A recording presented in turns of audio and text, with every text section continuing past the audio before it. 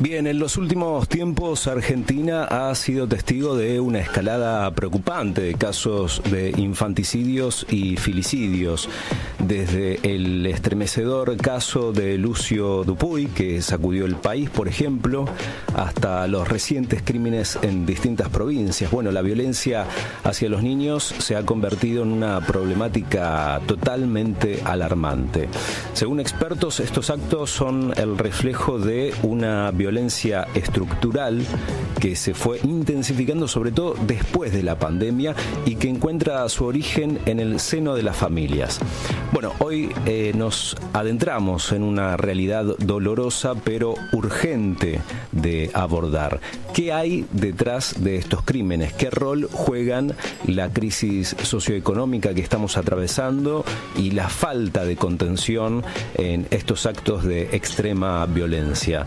Para entender más sobre este oscuro fenómeno, vamos a estar hablando con un integrante del Observatorio Argentino de Filicidios, quien nos va a brindar su perspectiva sobre las causas, las falencias en las políticas públicas y la urgencia de una mayor articulación entre las instituciones para proteger a los más vulnerables, que son los niños y las niñas. Estamos hablando de Daniel Caíña, integrante del movimiento contra la obstrucción de vínculo. Lo estamos saludando. ¿Qué tal, Daniel? Marcos Delgado te saluda. ¿Qué tal, Marcos? ¿Cómo estás? Buenas tardes. ¿Qué tal? Buenas tardes. Bueno, para entrar un poco en contexto, ¿no? En un contexto general, vamos a contarle a los oyentes cómo definirías vos el concepto de filicidio y qué características lo diferencian de otros tipos de homicidio y cuál es la situación actual en Argentina en relación con estos hechos. Para empezar, quisiera agregar a la descripción que diste vos, porque la verdad que es espectacular. Es todo un fenómeno que se ha ido incrementando, intensificando en lo que fueron los años de la pandemia en adelante, y nunca se había, hasta el año pasado, nunca se había estudiado, nunca se había analizado esta problemática. Entonces, bueno, junto a un grupo de personas se formó este observatorio, como bien decís vos. Esto fue el 2023, donde estaba destinado a recabar todos los datos en el país, esto es en el territorio argentino, de estos tipos de casos, ¿no? A partir de lo que fue, como bien decías, Lucio Dupuy, el caso de Zoe Rodríguez, que fue otra también, esta fatalidad, en Milo Berto, que fueron otros chicos. Este era un de Capital, que todos fueron teniendo un desenlace fatal, con características muy particulares, ¿verdad? Sí, ¿qué factores sociales, económicos y psicológicos no suelen estar presentes en estos casos? Me imagino que desde el observatorio pueden recabar este tipo de información. Sí, podemos, yo te podría decir que estos tipos de casos se dan generalmente, no en todos, pero en general, lo que son casos que ya vienen con antecedentes judiciales, o sea, ya judicializados por algún tema, por cual sea, ya tienen, son casos que vienen judicializados. Entonces, entendemos de que ahí está justamente el error y por qué la gravedad de esto y la urgencia, porque es algo que entendemos que se puede prevenir, porque la justicia debería poder detectarlo antes de que se desarrolle la fatalidad, porque es algo que se da, este tipo de asesinatos hacia los hijos por parte de papá o de mamá, es más que un infanticidio. Hay que entender que es el asesinato de un hijo, pero tienen una característica que son estos chicos muchas veces expuestos a torturas a lo largo del tiempo. Entonces, después, a lo largo del tiempo, terminan concluyendo en la fatalidad del niño, que mueren de maneras que realmente son bastante impactantes, impactantes. De hecho, nosotros como papás nos involucramos en esta causa, porque realmente terrorizar. Entonces, cuando terrorizas, uno lo lleva a involucrar. Claro. ¿Y crees que existe un perfil común entre quienes cometen estos hechos? ¿Qué motivaciones además suelen encontrarse detrás de estos actos? Esa es una muy buena pregunta. Estaría bueno poder hacérsela a un psiquiatra, a un psicólogo, a alguien que entienda bien la idea del tema la psiquis de las personas que hacen ese tipo de delitos. La verdad es que no los entendemos.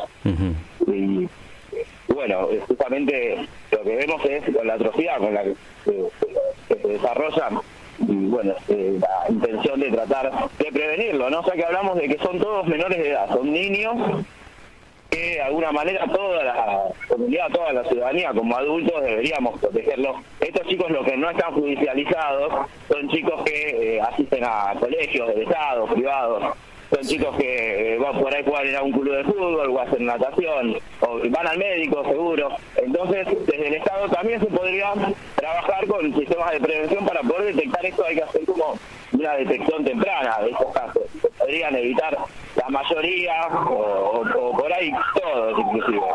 Claro. ¿Vos creés, digo, qué importancia, ¿no?, tiene la articulación entre distintas instituciones en la prevención de la violencia intrafamiliar, ¿no?, para que esto... Te pido perdón por el ruido que tiene en la calle, justo estoy saliendo del... No hay problema. ¿Vos entonces considerás que el Estado argentino y las instituciones públicas están tomando medidas suficientes para prevenir estos hechos?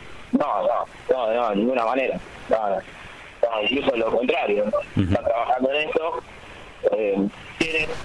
Las personas que llevan a cabo este observatorio, hablamos de todos papás que están atravesados por distintos tipos de problemáticas. Este observatorio no fue financiado ni apoyado ni de ninguna manera, no tuvo ningún sustento de sector ni privado ni estatal. Esto fue entre papás, lo hicimos el trabajo a pulmón, nos dividimos las tareas, hubo gente profesional en sistemas que ayudó con la base de datos, y bueno, después entre todos se hizo un trabajo muy fino, muy profesional, un trabajo realmente científico, se hizo desde el Observatorio Argentino de Femicidios, que contabilizó estos casos desde el enero a diciembre. Y la estadística de la que yo igual hoy te quería compartir es de enero a septiembre, lo que fueron estos casos hasta septiembre, pero bueno, después lanzaron la oficial de este lugar también, que es hasta diciembre, y que hubo un incremento más de esos 4 meses.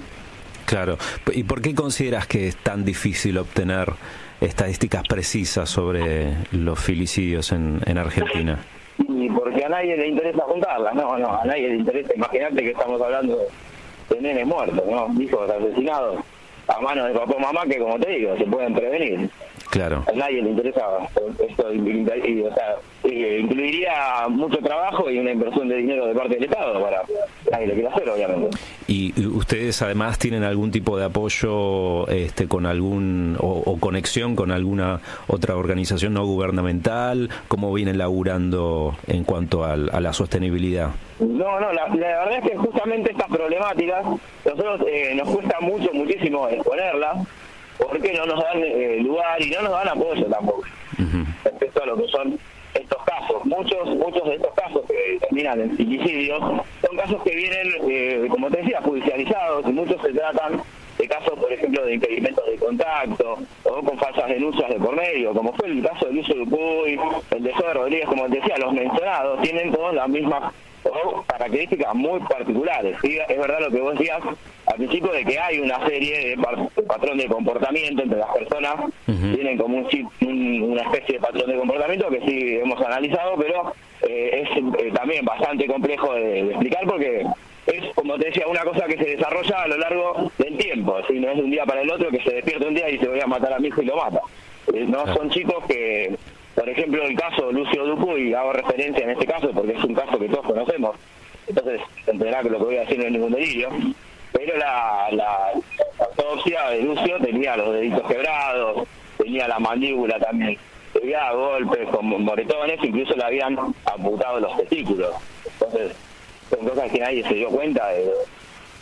No hubo un trabajo de detección temprana de ningún lugar del Estado, más que nada, responsable de nuestros chicos. Estamos hablando con Daniel Caíña, integrante del Movimiento contra la Obstrucción de Vínculos. Contanos, Daniel, ¿de qué se trata este movimiento? ¿Cómo nació? ¿Cuáles son sus objetivos? Bueno, en realidad todo el movimiento, por lo menos estoy también ingresando a este movimiento, justamente por un caso de esto, de impedimentos de contacto y demás. Sí, yo de mi caso personal no puedo hablar mucho porque tengo lo que se llama un bozal legal, pero es básicamente lo que pasa en la mayoría de los casos en los que conocí, que son muchísimos. Y se tratan de impedimentos de contacto, donde se mete una denuncia falsa de por medio, entonces se logra impedir el contacto durante muchísimo tiempo, años, estamos hablando de años, a los hijos con el padre no conviviente, ¿no? Entonces ese sería un gran problema también. Pero bueno, tampoco no se dan mucho lugar a hablar de estos temas, es muy complejo también y no lo quieren trabajar, pero esto resulta que termina desenvolviendo muchas veces en esto que hoy estamos hablando de los femicidios. Entonces estamos hablando de que se tratan temas que son de vida o muerte y no se puede mirar para otro lado en estos casos, más cuando estamos hablando de chicos, ¿no? Entiendo. Contanos, Daniel, qué estrategias de prevención o de concientización tienen planeado hacer, si van a hacer algún tipo de campaña, cómo se están manejando con eso. Y sí, en realidad nosotros el trabajo que hicimos fue recolectar los datos y contar este tipo de casos. ¿Sí? No tenemos las capacidades y las herramientas como para poder desarrollar, imagínate, un sistema tan complejo como lo que está mencionando. Eso es responsabilidad justamente de los representantes políticos que estén de turno, a los cuales les lleguen estas cifras. Porque nosotros lo que hicimos fue contabilizar cuántos casos de este tipo se desarrollaron. Tratamos de ser, como te digo, lo más fino posible, pero entendemos que de los que nosotros contabilizamos hasta septiembre 112 de estos casos, 112. ¿Verdad? Sí, hablamos de que aproximadamente son 2 por semana, ¿no? Por decirlo de alguna manera, uno de estos cada 50 horas aproximadamente, durante los 12 meses del año. Es algo que no cesa. O por ahí hoy una semana que no sucede en ningún caso, pero a la otra semana hubo 5. Los datos realmente son alarmantes. Entonces llegamos hasta septiembre con 112, el 2023 desde enero hasta septiembre. Una cifra demasiado alta. Sí. Entonces, bueno, lo que se hizo fue estudiar sobre esa cifra y hacer el trabajo, como te digo, ¿no? A pulmón, sin recursos, sin apoyo de nadie. Y bueno, ahora justamente la intención es poder exponer esto para que de alguna manera se desarrollen estos sistemas para poder prevenir este tipo de... Nosotros como seres humanos, es una cuestión humanitaria, ¿no? Como adultos y como humanos no podemos permitirlo. Bueno, agradeciéndote por la nota, Daniel, contanos, tengo entendido que van a estar realizando una acción en septiembre, ¿es así? Sí, ahora el 9S es justamente una convocatoria que se va a hacer en Plaza de Mayo a las 3 de la tarde, están toda la comunidad invitada, toda la comunidad argentina, porque se va a hacer en distintas partes del país. Pero bueno, nosotros estamos acá en Buenos Aires, pero en las redes sociales, si buscan hashtag 9S, van a encontrar los distintos puntos de encuentro en Tucumán, en Santa Fe, en Córdoba, Misiones. Bueno, por todos lados se están haciendo este tipo de reclamos. Nosotros acá en Plaza de Mayo a las 3 de la tarde, y lo que, bueno, de alguna manera tratamos de reivindicar lo que es la presunción de inocencia, ¿no? El principio de inocencia, lo que hoy en día la justicia no estaría respetando. Entonces, el día este es contra las falsas denuncias. Es un día también a nivel internacional, no es solo acá en Argentina.